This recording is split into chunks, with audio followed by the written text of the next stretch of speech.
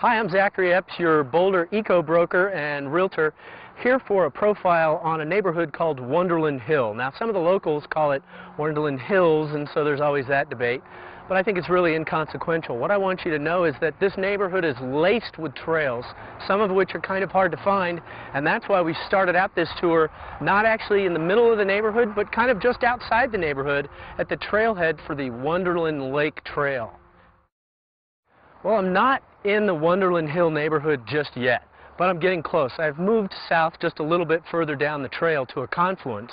And the reason I'm still on the trails is because, frankly, that's what Boulder's all about. The Wonderland Hill neighborhood is no exception. And actually, we're going to see in a little bit some of the houses and what the neighborhood feels like. And also, I'll give you a sneak peek at some of the trailheads that are hidden amongst the neighborhood and within the neighborhood. Well, now we're on the south end of the Wonderland Hill neighborhood. We're actually on the corner of Wonderland Hill and North Star, and the reason we came here is I wanted to give you a sense of why they refer to this hill in the first place. When this neighborhood was built, we were just moving along towards the north side of town, and you can see why a lot of people were attracted to this by the views along this ridge. Well, the neighborhood goes up for a while all the way to the lake, all the way to the foothills over here, and as promised, we're going to show you some of the secret trails in the neighborhood and give you a little better sense of what's going on up here. Oh, by the way, this little mushroom house back here, while it's kind of unique and a Boulder legend of sorts, it's not typical of the kind of homes you see in this neighborhood. Okay, so what's going on here is this typifies the type of street and the type of feeling we get in Wonderland Hill. Big wide streets.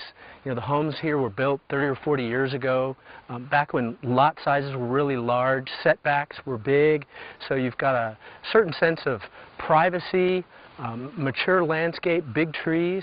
It's really what this neighborhood seems to, I hate to reuse the phrase what it's all about, but it's a unique characteristic. You kind of get that suburban exclusive feel, but you're really right here in town.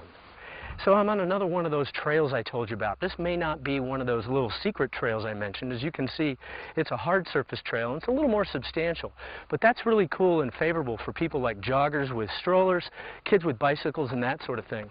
What's also really neat about it is it has a cinder track along the side. And I don't know about you runners, but for me, that's a big plus. As we work our way through the middle of the neighborhood up towards Wonderland Lake, I wanted you to have a sense of what's going on right through the middle of Wonderland Hill. One of the other things that I think is important and I really like about this neighborhood is that the sort of the cornerstone or the keystone of this community is Wonderland Lake itself. But as you drive around and explore a little bit in here, what you'll notice as you look for these paths or even the lake is that it's really a resident-only access sort of situation. You're not going to get a lot of people from outside the community coming in because there's frankly no parking. So what you get is foot traffic and bike traffic and that sort of thing. The other thing I want to mention in closing is just that there's a very wide variety of housing product in here.